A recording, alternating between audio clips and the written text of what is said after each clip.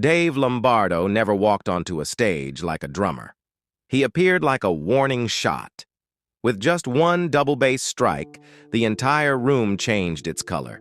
No more chatter, no more wandering eyes, only a primal human instinct awakening before a force they couldn't control. But that force wasn't born from privilege or luck. It came from the scarred childhood of a Cuban immigrant kid growing up in a working-class neighborhood, learning to survive in silence.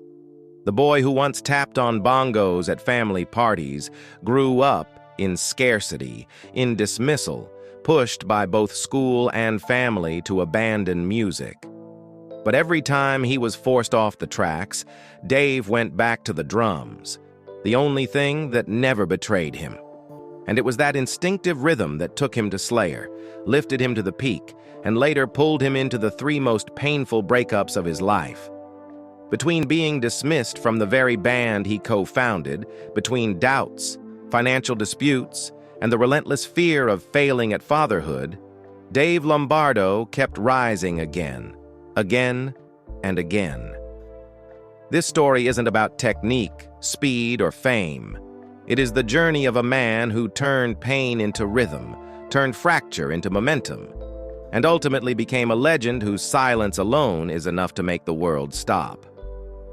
He didn't enter life with the sound of drums, but with the cry of a child born in Havana on February 16, 1965, an island blazing with sun, yet shaken by political upheaval. Dave Lombardo was the youngest of 5 children, much younger than his siblings. His father, a Cuban of Italian descent, owned 3 butcher shops. His mother was the quiet woman behind the stove, stretching every dollar to feed the family. The age gap was so large that Dave often felt like the kid who arrived too late. In the early 1970s, when he was just 2 years old, the family sold everything and immigrated to the United States, not out of ambition, but out of fear. They had already lost 2 of their children to political turmoil when the kids were sent to the U.S. through a Cuban child relief program. Dave's parents refused to let history repeat itself. They left Havana carrying only a fragile hope that America might offer their remaining children a chance to survive. They chose Southgate, California, a working-class district where rooftops were dusted with freeway grime and English felt as intimidating as the monthly bills.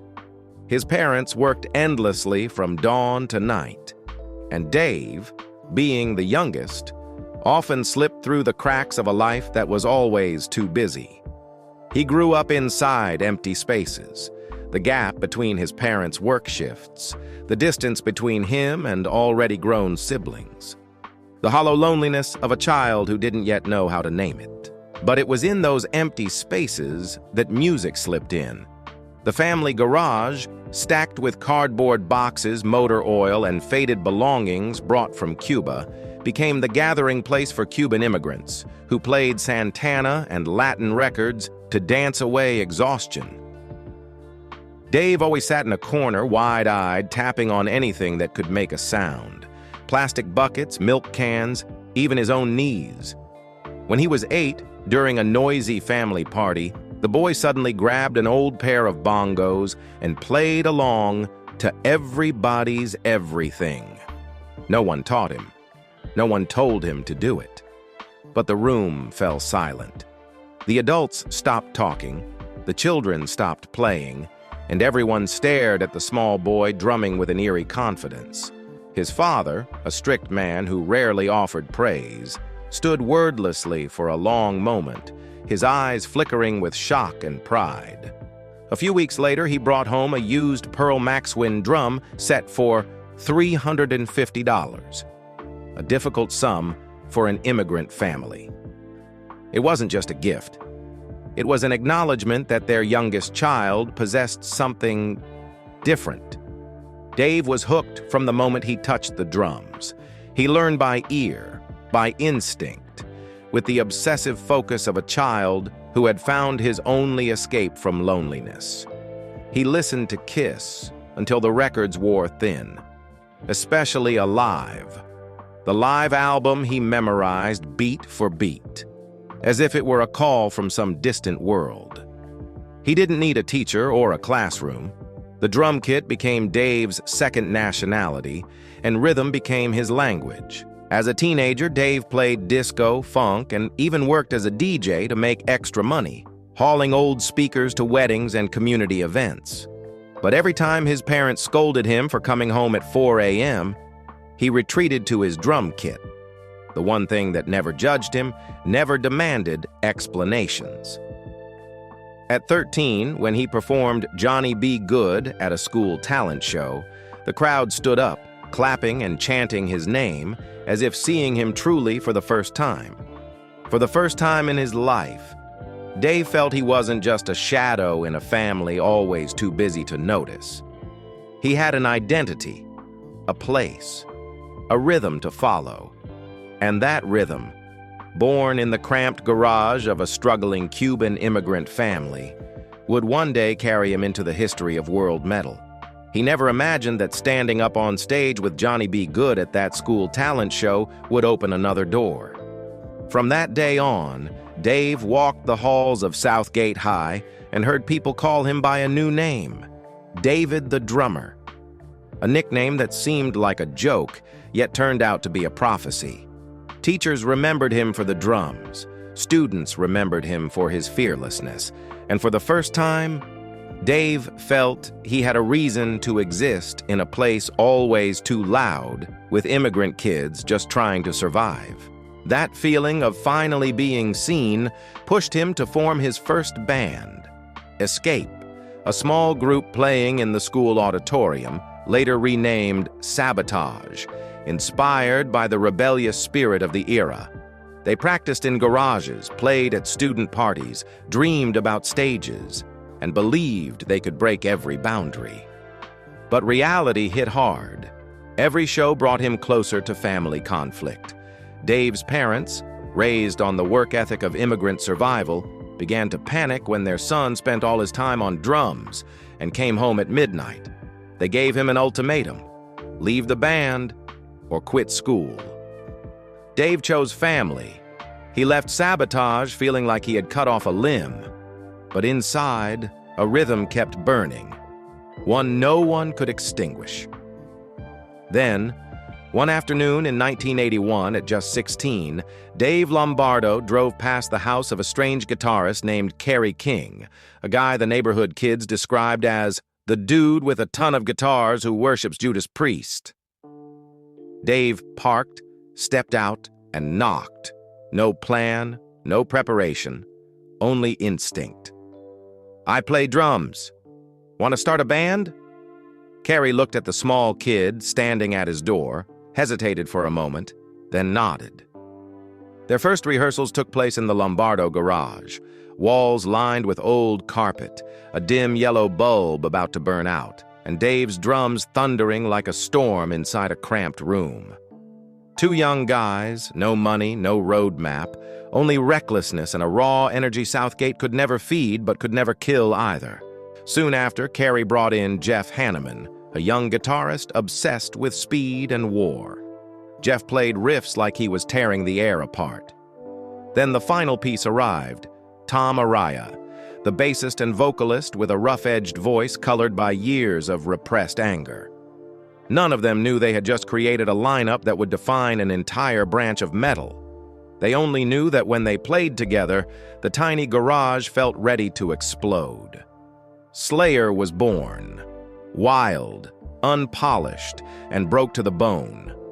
In those early years, Dave lived in two worlds: 8-hour shifts at a diesel parts warehouse by day, heavy labor so brutal his hands blistered, rehearsals by night until he could no longer hear his own breathing. But to him, that cramped garage was reality. It was there he tested every technique no school would ever teach, speeding up by taping his pedal tighter, building homemade triggers out of old springs, keeping tempo by instinct more than theory. In 1983, Slayer recorded their debut, Show No Mercy. No one had money. The album was funded by a loan from Tom Araya's family. Dave entered the studio with an old drum kit, and his cymbals were so loud, the engineer asked him to remove them and record dry. He had to play the songs from memory, overdub the cymbals later, and somehow make everything match, a harsh experience he later described as playing more with intuition than with hands. The album sounded raw, cheap, lacking polish, but it had something no big-budget production did. The determination of 4 young men convinced metal should be merciless. Then came their first tour, if it could even be called that. They slept in the back of a freezing truck, their breath turning to mist. They ate instant noodles, cold bread, and sometimes just water to save money. They played in tiny 200-capacity clubs where fans stood so close they could touch Dave's bass pedal. The lights were dim, the sound chaotic, and the pay barely enough for gas to reach the next venue. But it was those nights of hunger and exhaustion that forged the fire Slayer later unleashed on Rain and Blood. Dave didn't play music for fame. He played to survive, literally. Those were the years when every strike of the drum wasn't technique, but a vow made by an immigrant child who had been overlooked all his life and had finally found a way to make the world hear him. From that garage, from those nights lit only by sweat and exhaustion, one of the greatest drummers in metal took his first strides, and Slayer began to form the first thunderclap in the history of thrash. The nights sleeping in the back of a truck quickly gave way to Slayer's first real eruption. In 1984, when recording Haunting the Chapel, Dave walked into the studio with an energy no metal producer had ever witnessed. Chemical warfare demanded a long, relentless, almost inhuman double bass section. The producer listened to the demo, shook his head, and said, "You can't play this live." But Dave was different. He didn't argue. He didn't explain. He simply sat down at the kit and played it again, from start to finish, without missing a beat. It was the first time Slayer realized they weren't dealing with a great drummer. They held a weapon. A year later, Hell Awaits, 1985, pushed Slayer into deeper, darker, more ambitious waters. The album was long, complex, full of tempo shifts that would make any normal drummer fill pages with notes. But Dave played it all from memory. Critics began calling him something that sounded exaggerated, but was perfectly accurate. The fastest drummer in metal. Not fast in the flashy show-off sense. Fast like survival instinct, a speed born from an immigrant childhood, from nights practicing in a gasoline-scented garage, from a desperate need to exist through the only language he mastered better than anyone, rhythm. Then came 1986, the year that changed metal history. Rain in Blood, a barely 29-minute album that shook the world. Rick Rubin, the man behind Run DMC and the Beastie Boys, stepped into metal and chose Slayer as his dangerous experiment. In return, Slayer gave him what no one had dared attempt: unrestrained speed. Dave tracked the drums as if possessed. On Angel of Death, his double bass detonated like nonstop thunder. On Raining Blood, every snare hit crashed like a violent storm, smashing a tin roof. His speed wasn't for show. It was to push metal's boundaries until the listener could barely breathe. Soon after, Metal Hammer gave him the nickname that followed him for life: the Human Metronome, a timekeeper powered by blood. Sales figures for Rain in Blood were never officially released since Slayer didn't belong to a major label yet, but many industry estimates point to 2 to 3 million copies sold. The milestone that lifted Slayer from an underground act into a global thrash metal icon. But behind that massive success were fractures no one could see. The brutal 1986-1987 tour schedule meant Dave was barely ever home. City after city, flight after flight, the grind turned him into a stranger in his own family. Short phone calls, missed holidays, forgotten birthdays. all of it built into a silent pressure Dave kept buried behind the drum kit. While Slayer was rising like an unstoppable storm, Dave understood that the same speed was starting to strike directly at the heart of his personal life, where he was losing time, losing balance, and losing moments no album or tour could ever repay. And this was only the beginning of the cracks that would force him to leave Slayer for the first time. As Rain in Blood was still cooling on record store shelves, Slayer entered the boldest transformation of their career, and Dave Lombardo was the first to feel the impact. In 1988, South of Heaven was born like a sudden break on a highway. Slayer deliberately slowed the tempo, making the sound heavier, darker, more oppressive. For many fans, it was a shock. But for Dave, it was a painful technical surgery. He was built to surge forward, to play like a vortex, and now he had to learn how to hold back, restrain, create space. The slow, brooding breaks forced him to change his entire approach. Power distribution, muscle control, even creative thinking. Kerry King repeatedly complained that Dave was playing too complex for an album meant to feel cold and minimalistic. But Dave understood. If Slayer was entering a new sonic territory, he had to find a new pulse to support it. Not through speed, but through weight. By 1990, Seasons in the Abyss captured a more mature Slayer, and a more fractured one. The album's behind-the-scenes tension was palpable.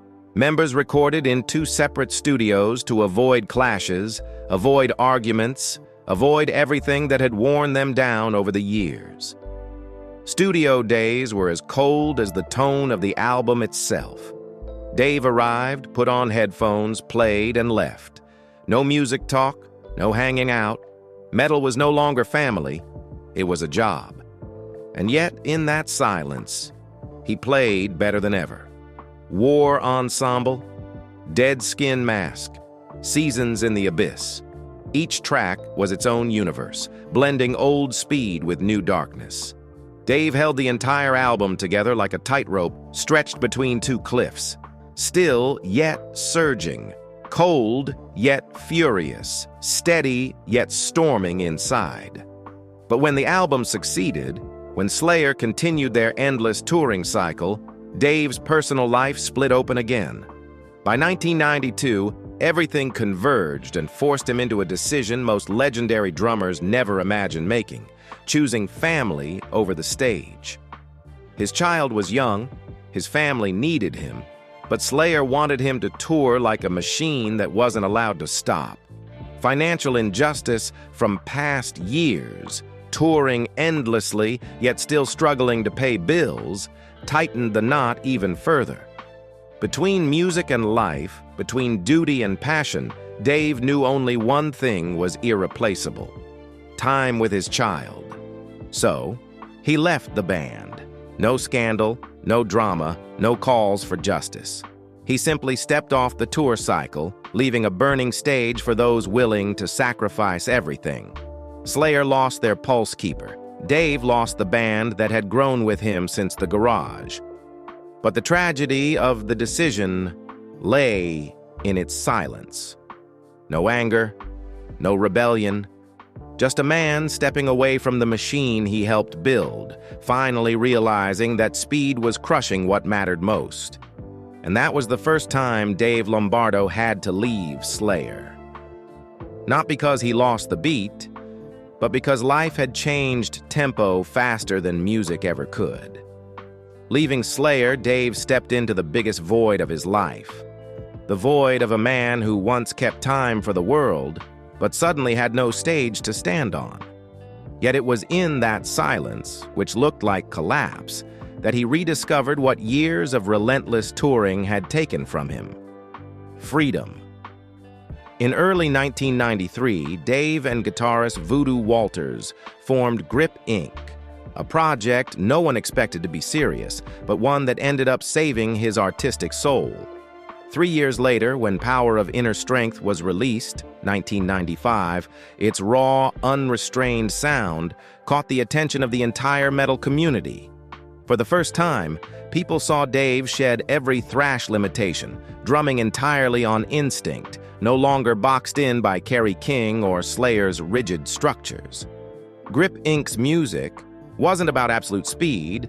It explored heaviness, chaos, and Latin rhythms, the ones that had pulsed in Dave's blood since Havana. A rare liberation.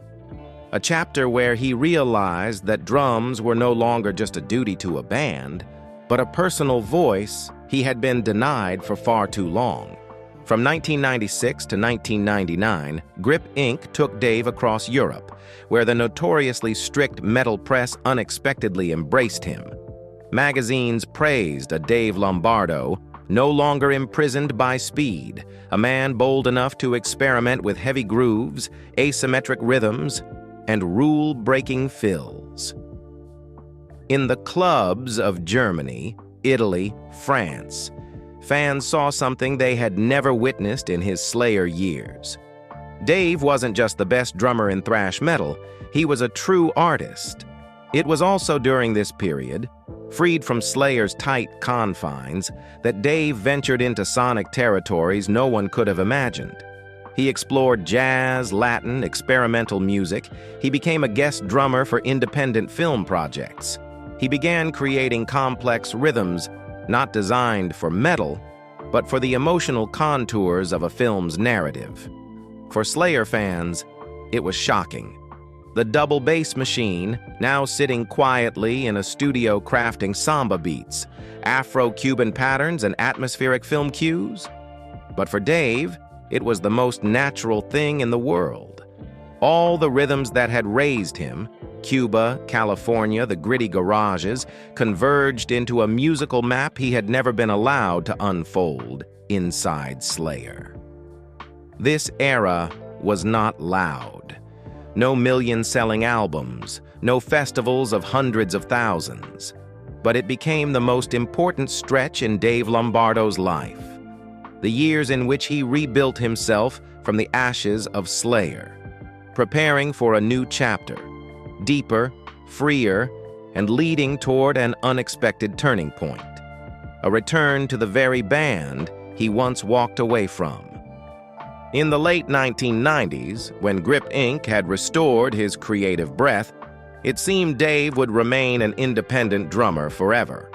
But fate, the same string that always pulled him back to his beginnings, tightened again. In early 2002, Slayer reached out. 10 years had passed. Internal tensions were rising. Jeff Hanneman was growing weaker from injuries, and Slayer's music lacked the one thing they thought could be replaced: Dave's heartbeat. When he walked into the rehearsal room for the first time in nearly a decade, every doubt evaporated. Witnesses say no one counted off, no warm-ups were needed. Dave sat down and played a Slayer track as if 1986 had been only yesterday. This wasn't nostalgia. It was a blunt truth.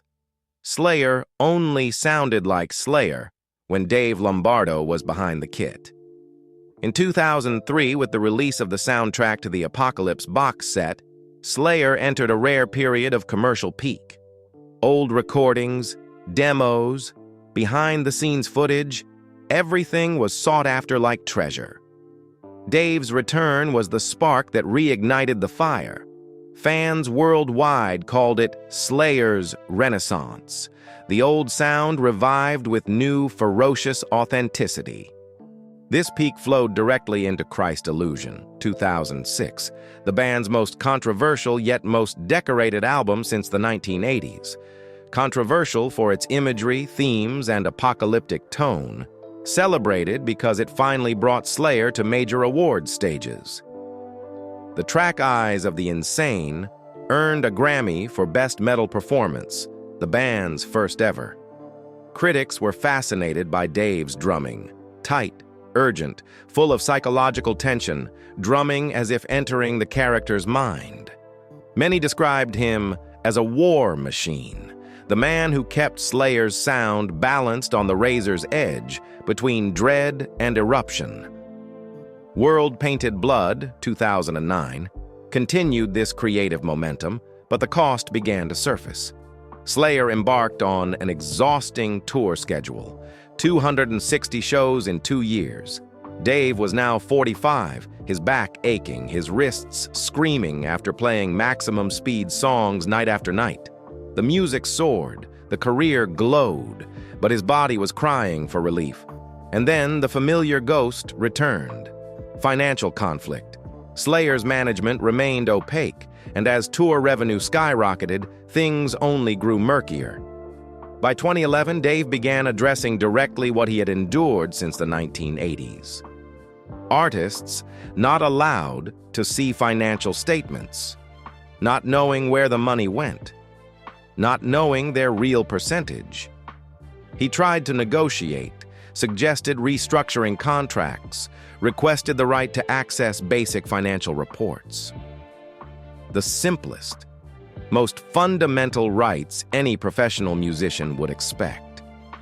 But the answers were always the same: delays, avoidance, refusal. By 2013, as Slayer prepared for their Australian tour, one of the year's biggest, Dave received a short email from the band's lawyer. His drum position had been filled. No meeting, no discussion, no respectful farewell, just an email.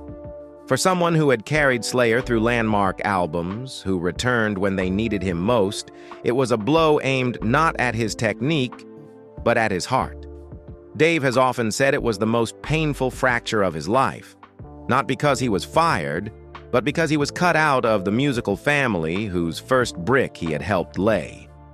Once again, he left Slayer, but this time forever. And as that door closed with brutal silence, a new chapter opened. One where Dave no longer kept time for Slayer, but began keeping time for his own freedom. Leaving Slayer for the last time should have pushed Dave into the shadows, but his essence never belonged to silence. Just 1 year after that painful rupture, he stepped into a new chapter, so unexpected that the entire metal community stopped in disbelief. In 2014, Dave joined the original Misfits lineup to play at Riot Fest. It wasn't just a show, it was a historic moment, a thrash legend stepping into the realm of iconic horror punk. When Dave struck the first hit, tens of thousands of Misfits fans instantly understood they were witnessing something rare. The drummer who once defined speed for Slayer was now unleashing that brutality into the Misfits' legacy, turning the stage into a violent headwind. And he didn't stop. In 2015, another turning point arrived. Dave recorded and performed with Suicidal Tendencies, the street-born hardcore thrash outfit with a spirit entirely different from Slayer's. The collaboration shaped a new Dave, stronger, broader in vocabulary. Someone who didn't just play fast metal but fused himself into Suicidal's heavy grooves and unpredictable rhythmic shifts. Critics wrote that Dave had lifted hardcore rhythm to a new level. No noise, no showboating, just pure rhythm turning the whole stage into a cyclone. By 2016, Dave did what only truly fearless artists dare. He formed Dead Cross with Mike Patton of Faith No More, a name synonymous with unpredictability, oddity, and experimentation. Dead Cross wasn't traditional metal, nor was it pure hardcore. It was organized chaos, where Dave drummed as if in hand-to-hand combat with the song itself. The drums on the debut album were described with a short but entirely accurate phrase, a breathless storm. Every strike was urgent, jagged, constantly shifting direction, as if challenging both the listener and Dave himself in every break. In 2020, as the world froze under a pandemic, Dave stepped into a project long spoken of as a myth, Mr. Bungle. Mike Patton called him and Scott Ian, Anthrax, to help resurrect the ideal version of the raging wrath of the Easter Bunny demo. Thrash fans knew. The original 1986 demo was chaotic, raw, unhinged. And 2020 offered the chance to bring it back with a power 1986 could never have reached. Dave didn't just play drums, he resurrected an entire era. When the album dropped, nearly every critic declared it the true return of thrash in 2020. Not built on nostalgia, not on memory, but on modern technique, rebellion, and the unwavering speed of Dave Lombardo's hands. From 2014 to 2020, he was no longer confined by Slayer, by thrash, or by any definition at all. Dave was a great bird freed from its cage, soaring through Misfits, tearing through Suicidal Tendencies, exploding in Dead Cross, and reigniting thrash's primal core with Mr. Bungle. Each transformation wasn't an escape from the past. It was proof that Dave Lombardo wasn't the drummer of one band. He was the drummer of an entire rhythmic universe, where any stage could become home as long as he held sticks in his hands. The years after Mr. Bungle didn't slow Dave Lombardo. On the contrary, they ushered him into a form of spiritual freedom he had never experienced.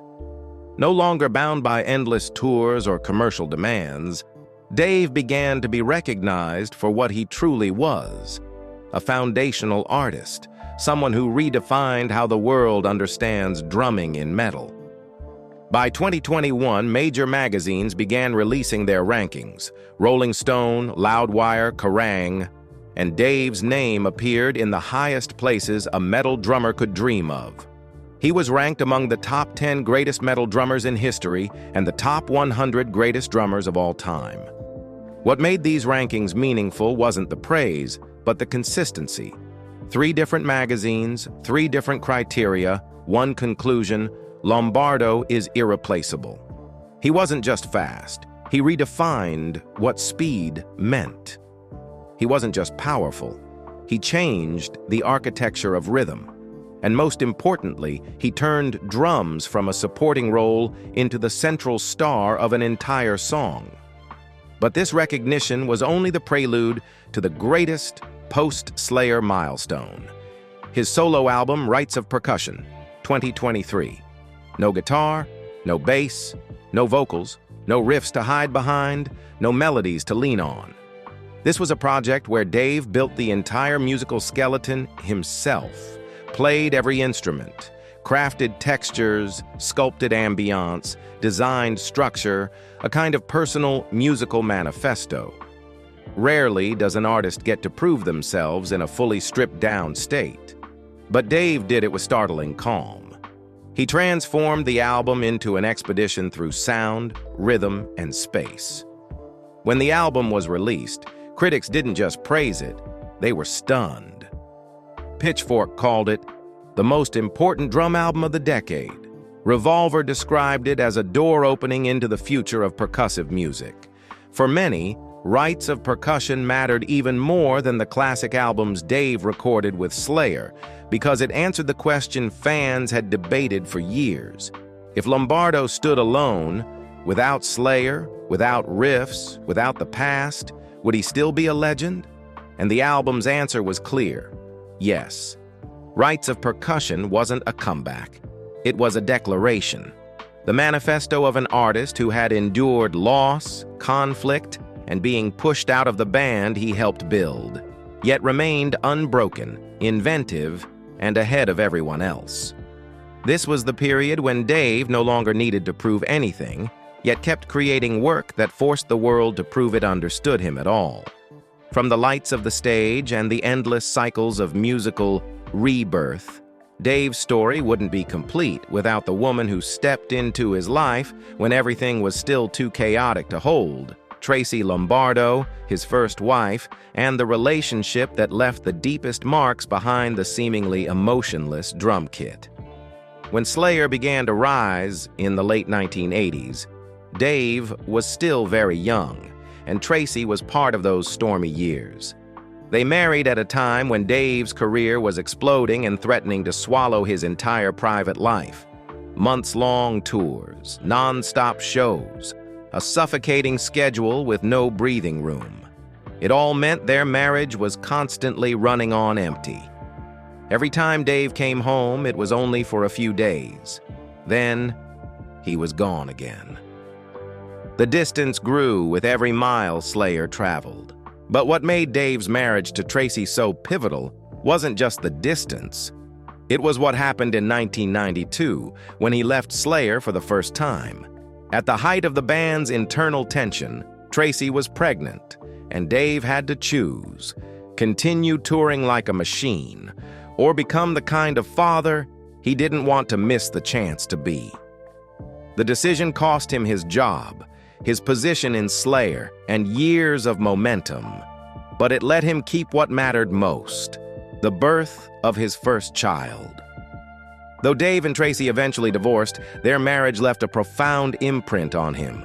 The arguments over time, over responsibilities, over a life spent more on the road than at home, all of it became the headwind he had to learn to fight against. And it was those years that taught him something essential. Behind every double bass burst, there is a heartbeat. And that heartbeat cannot belong only to the stage. Tracy didn't walk with him to the end, but she witnessed the most fragile version of Dave. The young man torn between a burning ambition and a family life still too delicate to stand on its own. Many people who worked with him during that era all say the same thing. Dave played drums, as if trying to fill the void his personal life left behind.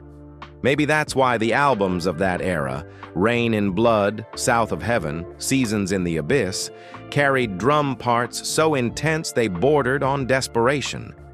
The relationship with Tracy ended without drama, without scandal, without public blame.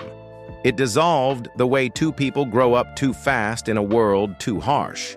But through that first marriage, Dave entered a different chapter, one where he finally understood that no success was worth losing the right to be a father, a husband, a human being. And from the ruins of that relationship, Dave's real search for peace began. After the breakup with Tracy and many years living like a man defined only by tour schedules, Dave Lombardo entered a late-blooming phase of maturity, a time when he learned to listen to himself, relearn calm, and relearn how to love. And in that rediscovery, Paula Lombardo appeared. Not as a fan, not as someone who knew Slayer's history, but as a woman who stepped in at the exact moment he needed a grounding that the stage could never provide. They met in a way so simple, no one would have expected it. Paula, a former backup singer for Wayne Newton, had a warm voice and a straightforward way of speaking. What made her different was that in their early conversations, she had no idea who Dave was. She didn't know Slayer, didn't know Rain in Blood, didn't know that the quiet man beside her was considered one of the greatest metal drummers in history. That not knowing became one of the greatest gifts Dave ever received, because for the first time, he was seen as a person, not as the human metronome. The ironic twist, the touch of fate, was that Paula didn't realize Dave's true identity until she followed him to a rehearsal and saw him play. She didn't react with blind awe. Instead, she saw a sensitive, perfectionist man carrying too many scars from years swallowed by work and touring. Their love wasn't loud. Over 6 years together, Dave almost disappeared from scandals and the metal world's constant arguments. He spent more time with family, more time on independent creative work, and most of all with Paula, the only person who dared look him straight in the eyes and say what no one else would. In 2018, they held a small wedding at Greens Point Lighthouse in New Brunswick, Canada. No media, no stage, no guitar riffs. Just the sea wind, the sound of waves, and a drummer who had spent more than 30 years on the road. Finally standing still long enough to say, "I do." It wasn't the most glorious moment of his life, but it was the moment he admitted he no longer wanted to keep running. After the wedding, they launched a musical project together, Venomoris, where Paula writes lyrics and sings lead, and Dave produces, drums, and shapes the structure. It is one of the rare projects that reveals Dave's gentler side. No double bass like crashing thunder, but slow-breathing rhythms, rich in emotion, tinged with world music and jazz. Metal fans were surprised, but Dave was not. In many interviews, he said, Paula helped him uncover a version of himself Slayer could never reach. A side that was soft, deep, but still fierce in its own way. And through that journey, what changed most wasn't Dave's career. It was his worldview. From a man who always ran for work, he became a man willing to stop for love. Paula wasn't just his wife. She was the chapter that allowed Dave to rewrite the part of his life Slayer had once taken from him. Stepping into 2025, Dave Lombardo is no longer the drummer racing through tour schedules like he did 3 decades ago, but he has never slowed down. If anything has changed, it is the way he chooses his stages. Less noise, less competition, but deeper, more refined, like a craftsman striking rhythm for his own life instead of for the whirlwind of thrash metal. After the success of Rites of Percussion and the Venomoris project, with Paula, 2025 marks a phase in which Dave reunites with the world in a very different way. Selective touring, shows built on quality rather than quantity, and collaborations reserved only for artists he truly respects. Critics describe 2025 as the logical continuation of a drummer who has climbed every summit. From Slayer, Grip Inc., Fantomas, to Misfits, Dead Cross, and Mr. Bungle, and now stands inside the freedom he has spent a lifetime pursuing. At 60, Dave continues holding the drum seat for Mr. Bungle, especially during shows across Europe and North America, where fans call him the soul of the new Bungle era. Live sets in 2025 often open with tracks from The Raging Wrath of the Easter Bunny demo, and Dave still maintains a speed that freezes younger fans in disbelief. Razor-sharp double bass, chillingly precise tempo changes that feel almost supernatural. Alongside Mr. Bungle, Dave continues recording with Dead Cross in Los Angeles, helping complete tracks that Mike Patton describes as heavy as wet cement. Although details remain undisclosed, several metal magazines predict a late 2025 album release, as Dave was spotted multiple times at East-West Recording earlier this year. Beyond the bands, Dave continues cultivating his personal rhythm. Drum clinics, small talk shows, festival conversations, and workshops where he reveals advanced techniques developed since the Rain in Blood era. Many attendees describe his 2025 workshops as learning rhythm through life stories, because Dave spends much of the time sharing behind-the-scenes tales from Slayer and Dead Cross, and how he survived the psychological damage of the profession. Dave Lombardo's legacy is not defined by how many albums he played on, how many tours he endured, or even the Grammy victories tied to Slayer.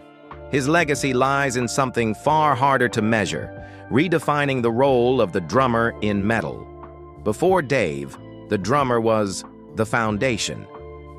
After Dave, the drummer became the guiding flame, the engine of speed, the emotional spine, the standalone narrative inside a metal composition. He turned the double bass into a weapon, the snares fall into a dramatic beat, technique into an instinctive language capable of telling its own story. Thanks to Dave, thrash metal reclaimed its primal savagery, fast, but with soul, heavy, but with rhythm, chaotic, but never without structure. Later drummers, from Chris Adler, Gene Hoglan, to Eloy Casagrande, all name Dave as the pillar that allowed them to go further, faster, bolder. Even outside Slayer, projects like Fantomas, Dead Cross, Mr. Bungle, and Venomoris prove he isn't an icon of one era. He is an artist of every frontier. Ska, jazz, experimental, hardcore, thrash. No matter the genre, Dave brings his heartbeat into it. To the drumming world, Dave is a standard. To metal, he is a legend. To those who know him off stage, he is proof that talent is only the beginning. Perseverance, the will to rise, and the courage to stand after conflict, after division, after being pushed out of the very home he helped build. Those are what make a true icon. Dave Lombardo is the kind of artist whose story isn't measured by what he has done, but by what he has overcome. A poor immigrant child, a drummer challenged by the very speed he created, a father learning to balance passion and responsibility, and an artist chasing freedom as the only flame that leads him forward. His journey is not a story about music, but a story about vitality, about finding one's voice in chaos, finding love at a moment when it seemed there was no space left to begin, and finding peace after years of burning through every limit. If you have ever listened to Angel of Death, Raining Blood, or The Regulator and felt your heartbeat kick a little faster, that is Dave Lombardo's living legacy touching you. And if his fierce, yet dignified journey reminds you of another artist whose behind-the-lights story deserves to be told, share it in the comments below this video. Together, we'll keep telling the lives carried by flames that never go out.